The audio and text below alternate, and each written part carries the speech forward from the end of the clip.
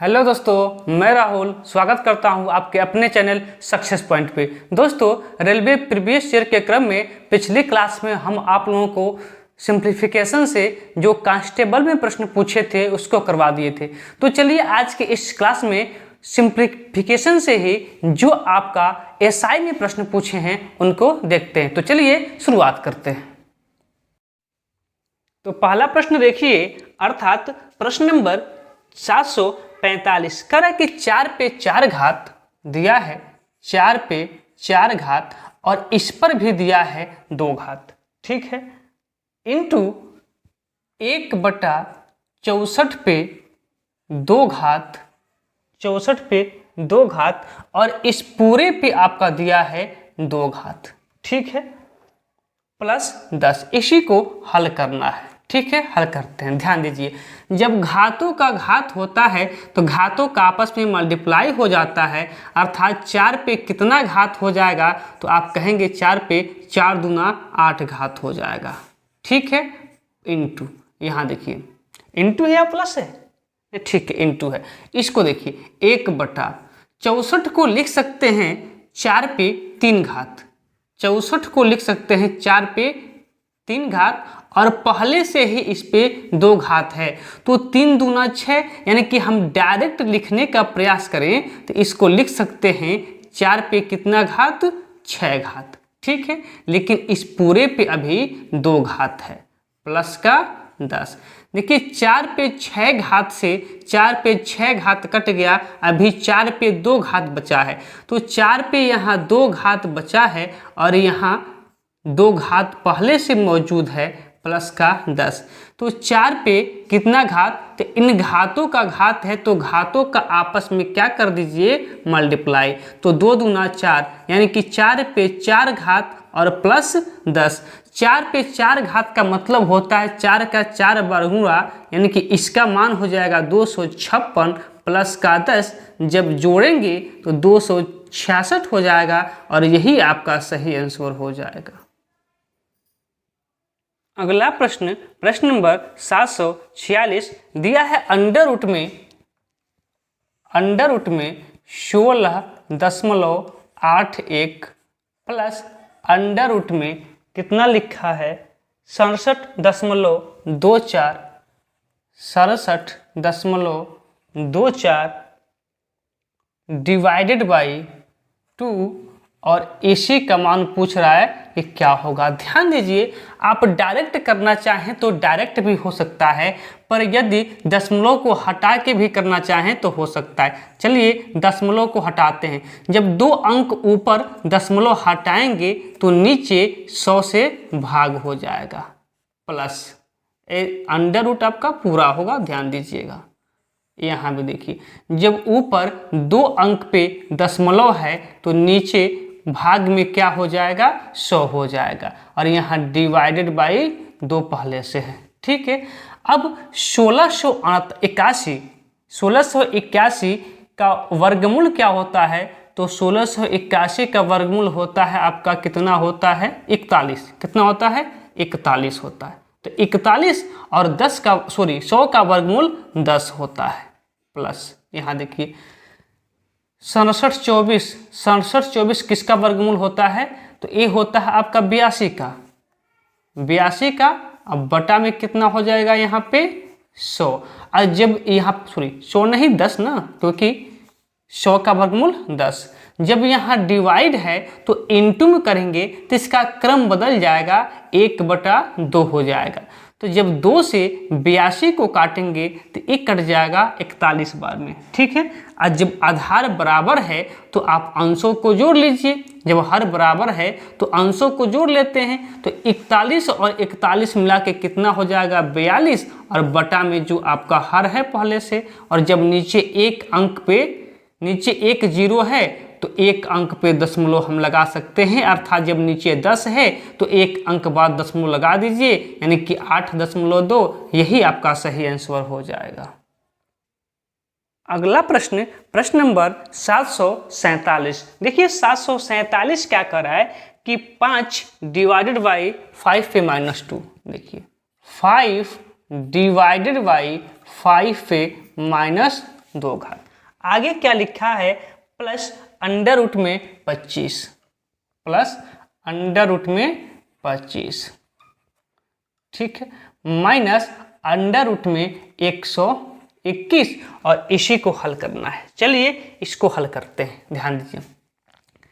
पहले घात प्लस है, देखिए यहाँ डायरेक्ट भी हम कर सकते हैं, पर हम आप लोगों को एकदम बेसिक से तोड़ के बता रहे हैं। देखिएगा यहाँ 5 है डिवाइडेड बाई, घात माइनस में है, यहाँ देखिए घात किस में है, इसका माइनस में है। जब इस माइनस घात को प्लस करने जाएंगे तो हमको 1 बटा करना पड़ेगा, इसको नीचे लाएंगे, फिर एक घात आपका क्या हो जाएगा, प्लस में हो जाएगा।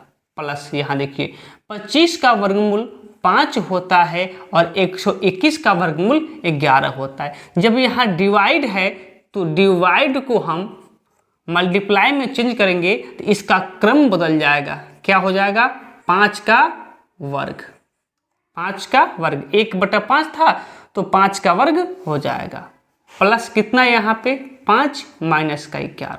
अब देखिए 5 पच्चे 25, 5 का वर्ग 5 पच्चे 25 और 25 पच्चे 125, 125 प्लस का 5 माइनस का 11, तो 125 और 5 कितना हो जाएगा आपका 130, माइनस का 11, 11 घटा देंगे तो आपका 119 हो जाएगा और यही 119 आपका सही आंसर हो जाएगा।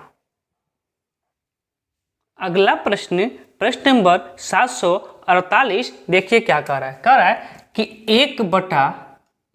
1/10 divided by 1/10 divided by 1/10 divided by 1/10 और डिवाइडेड बाई 1/10, इसी को हल करना है।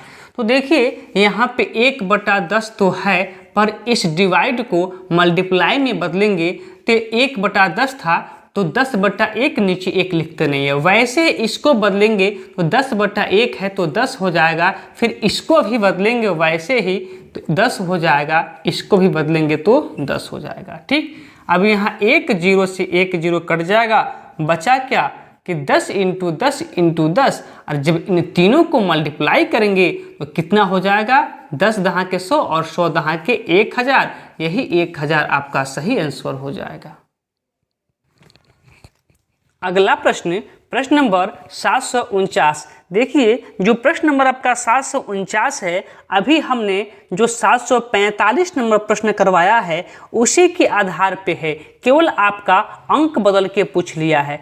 तो मुझे उम्मीद है कि ये प्रश्न आप खुद से करेंगे और इसका आंसर हमें कमेंट बॉक्स में बताएंगे। तो चलिए इसका आंसर आप हमें दीजिएगा, हम चलते हैं अगले प्रश्न पे, प्रश्न नंबर 750 पे। देखिए 750 नंबर प्रश्न जो है वो आपको 147 के बेस पे है। जैसे हमने आपको प्रश्न नंबर 147 बताया है वैसे ही प्रश्न आपका 750 है, तो इसका भी आंसर आप हमें करेंगे और हम चलते हैं आपको लेके अगले प्रश्न, प्रश्न नंबर 751 की तरफ। तो देखिए प्रश्न नंबर 751 दिया है कि 2/5x, देखिए क्या लिखा है 2/5 और यहाँ कोष्टक में लिखा है x, फिर क्या लिखा है, कहाँ चला गया प्रश्न, यहाँ पे है, देखिए प्लस 3/10 और फिर यहाँ लिखा है x, फिर आगे लिखा है माइनस 3/5 और यहाँ लिखा है x और बराबर लिखा है 531।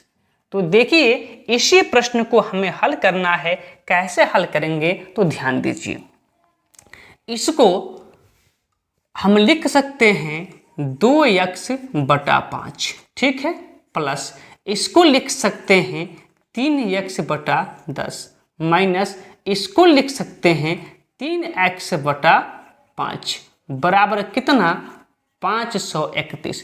देखिए आधार बराबर नहीं है ना, इसका 5 है, इसका 10 है, इसका 5 है, तो पहले आधार आप कर लीजिए बराबर। आधार बराबर कैसे करेंगे, तो यहाँ 10 है, यहाँ 5 है, यहाँ 5 है, तो सबका जो एलसीएम होगा 10 हो जाएगा।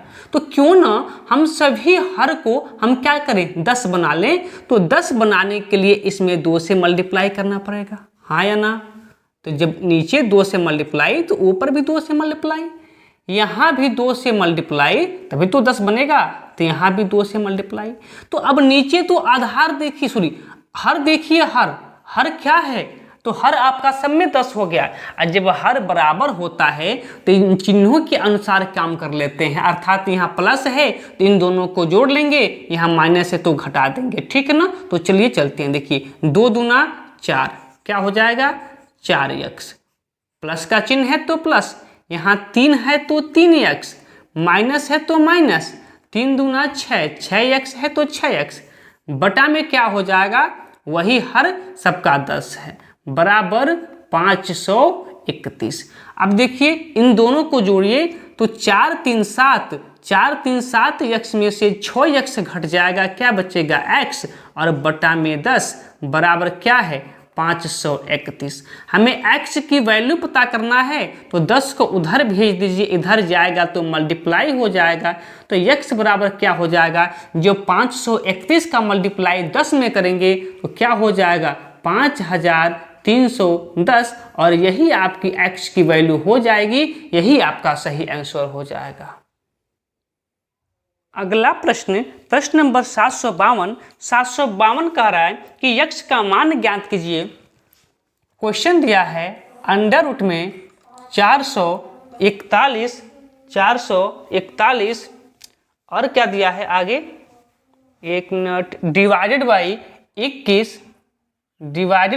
21 और प्लस का दिया है अंडर रूट में 484 is equal to 1 multiply by X, यही दिया है, x का मान पूछा है।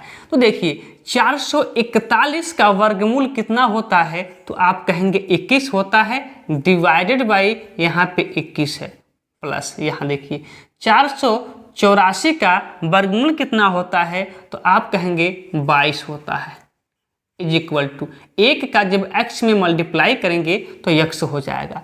जब 21 को 21 से काटेंगे तो क्या मिलेगा, 1 मिलेगा आपको, तो 22 और 1 कितना हो जाएगा 23 बराबर क्या x, यानी कि x बराबर 23, और यही 23 आपका x का मान हो जाएगा।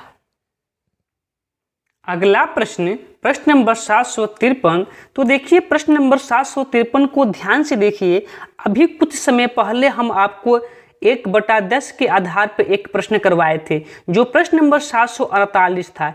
तो सेम उसी पैटर्न पे ये प्रश्न पूछा है, बस अंक को बदल दिया है। तो मुझे उम्मीद है कि आप सभी भी इस प्रश्न का उत्तर हमें कमेंट बॉक्स में बताएंगे। तो इस प्रश्न को हम छोड़ते हैं, इस प्रश्न का उत्तर आप हमें कमेंट बॉक्स में देंगे। तो प्रश्न नंबर 754 पे चलिए। अब देखिए प्रश्न नंबर 754 को जैसा मैं देख पा रहा हूं कि सेम प्रश्न है जो हम आपको ऊपर करवाए हैं, प्रश्न नंबर 745। तो इसका भी उत्तर आप हमें कमेंट बॉक्स में देंगे। ये भी प्रश्न बहुत आसान सा प्रश्न है, हमने आपको बहुत बेहतर तरीके से करवा रखा है। तो मुझे उम्मीद है कि आप सभी भी इस प्रश्न का उत्तर हमें कमेंट बॉक्स में देंगे। अगले प्रश्न पे चलिए, प्रश्न नंबर 755। तो देखिए प्रश्न नंबर 755 भी अभी हमने आपको कौन सा प्रश्न करवाया था, 1 मिनट मैं देख लूँ तो कौन सा प्रश्न था आपके पास 1 मिनट। प्रश्न नंबर 746। तो प्रश्न नंबर 746 को देखिए और प्रश्न नंबर 755 को देखिए, सेम प्रश्न था, सेम प्रश्न है। तो इसका भी उत्तर आप हमें कमेंट बॉक्स में देंगे। बस अंतर यही है कि उसमें दूसरा अंक था और इस प्रश्न में दूसरा अंक है, और वहाँ अंत में डिवाइडेड बाई 2 लिखा था और यहाँ प्लस 8.9 लिखा है। तो चलिए इतना तो आप कर ही सकते हैं। तो इस प्रश्न का अगले प्रश्न पे चलिए, प्रश्न नंबर 756। और देखिए 756 नंबर प्रश्न तो बेहद आसान है, इसको करवाने की आवश्यकता ही नहीं है। तो चलिए प्रश्न नंबर 756 भी हम देखते हैं कितने लोग कर पाते हैं और कितने लोग नहीं कर पाते हैं। यदि नहीं हो पाता है तो आप मुझे कमेंट कीजिएगा, इन सभी का सॉल्यूशन आपको हम करवा देंगे। और हमें उम्मीद है कि 756 तक के प्रश्न जो भी हम दिए आप लोगों को करने के लिए, आप लोग उसे करके हमें जरूर कमेंट बॉक्स में मैसेज करेंगे। तो चलिए यहीं तक आपका कांस्टेबल और एसआई में जो भी प्रश्न पूछे थे हमने करवा दिया, और यहीं तक के प्रश्न एसआई में पिछले वर्ष पूछा गया था। तो चलिए यहाँ तक की बातें क्लियर हों तो एसआई वाले प्रश्न सरलीकरण से खत्म होते हैं। तो आइए चलते हैं अब एक और चैप्टर जिससे बहुत कम प्रश्न पूछे गए हैं एसआई और कांस्टेबल में, और उस चैप्टर का नाम है एलसीएम और एचसीएफ। तो चलिए 2-4 प्रश्न केवल पूछा है, इसी वीडियो में उस क्वेश्चन को भी कर लेते हैं ताकि मात्र एक ही कंसेप्ट पे 4 प्रश्न पूछे हैं शायद, तो उन चारों प्रश्न को एक क्वेश्चन आपको बताते हैं, फिर 3 क्वेश्चन आप स्वयं से कर लीजिएगा। तो चलिए वहां भी चलते हैं। तो देखिए एलसीएम और एचसीएफ से जो कांस्टेबल में मात्र 3 प्रश्न पूछे हैं पिछले एग्जाम में, और एसआई से मात्र 2 क्वेश्चन पूछे हैं। तो आइए इनको भी कंप्लीट करते हैं। तो देखिए प्रश्न नंबर 365 का राय कि 2 संख्याओं का लघुत्तम समापवर्ती 64 है और मौसों 16 है।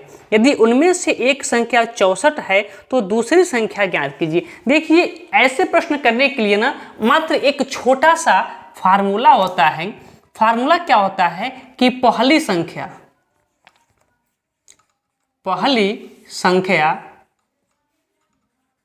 इनटू दूसरी संख्या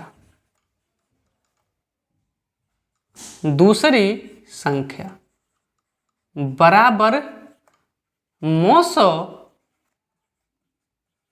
इनटू लॉस।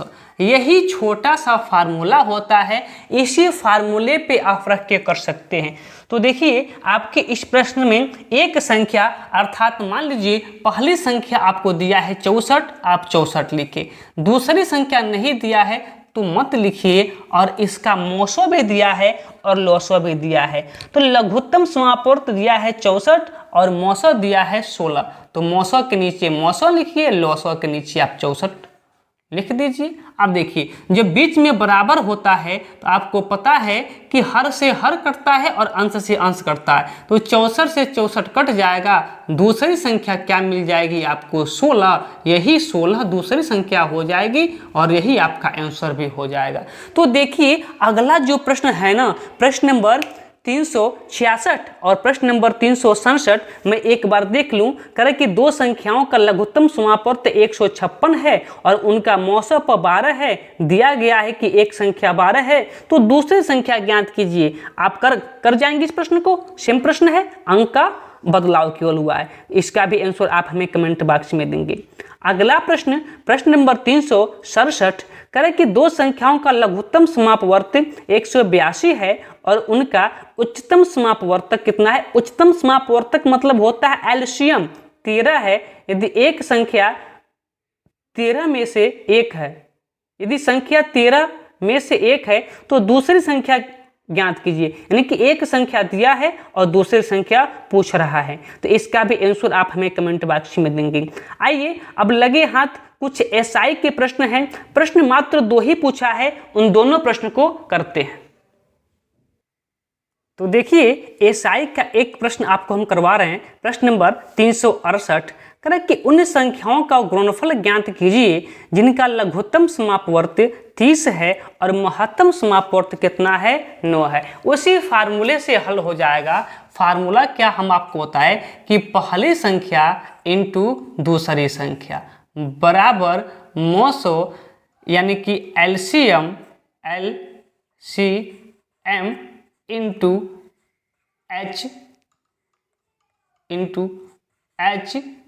HCF। तो देखिए तो पहली संख्या और दूसरी संख्या का गुणनफल पूछ रहा है, तो पहली संख्या गुणे दूसरी संख्या, ये दोनों संख्या का गुणनफल हो गया। एलसीएम आपको दिया है कितना? 30 दिया है और HCF आपको 9 दिया है। तो इन दोनों का मल्टीप्लाई, जब गुणनफल ही पूछ रहा है तो इन दोनों का मल्टीप्लाई कर दीजिए, तो 9 3 27 270, और यही 270 आपका सही आंसर हो जाएगा। अगला प्रश्न देख लीजिए, इसी के पैटर्न पे पूछा है बट अंकों का अंतर कर दिया है अगले शिफ्ट में। तो प्रश्न नंबर 369 का राय कि उन 2 संख्याओं का गुणनफल ज्ञात कीजिए जिनका लघुत्तम समापवर्त 45 और महत्तम समापवर्तक 10 है। तो आप केवल इन दोनों का मल्टीप्लाई कर देंगे कि 45 यहाँ के 450, आपका आंसर हो जाएगा। तो चलिए देखिए आरपीएफ, कांस्टेबल और एसआई में जितने टॉपिक से प्रश्न बने हुए थे चाहे वो नंबर सिस्टम था, प्रतिशत था, लाभ हानि था। जितने टॉपिक से जितने प्रश्न बने थे पिछले एग्जाम में हमने उसको कवर करवा दिया। अब यहां से इस सीरीज को रोक देते हैं क्योंकि हमने कंप्लीट करवा दिया। अब एग्जाम आने वाला है यूपी पुलिस कांस्टेबल का, तो उसका प्रैक्टिस सेट और प्लस प्रीवियस ईयर क्वेश्चन, इन दोनों की शुरुआत करते हैं। जैसे ही आरपीएफ का एग्जाम डेट आता है उसका फिर से एक बार में प्रैक्टिस सेट आप लोगों को करवा देंगे ताकि आपको तैयारी करने में कोई समस्या न हो। आपको क्वेश्चन प्रैक्टिस करने के लिए अलग से भी क्वेश्चन दे दिया जाएगा। तो चलिए आज से इस आरपीएफ की श्रृंखला को रोक देते हैं और अगले दिन से 2 क्लास और मिलेंगे आपको। एक तो जो फाउंडेशन बैच है वो तो मिलेगा ही मिलेगा, और साथ साथ Uttar Pradesh police practice set और प्रीवियस ईयर क्वेश्चन, और प्रयास करेंगे कि अगर टाइम बच जाएगा तो जीके के भी जो प्रीवियस ईयर प्रश्न हैं उसको भी करवा दिया जाएगा। तो चलिए आज की क्लास को यहीं पे रोक देते हैं, फिर मिलते हैं अगले दिन यूपीपी के बैच के साथ।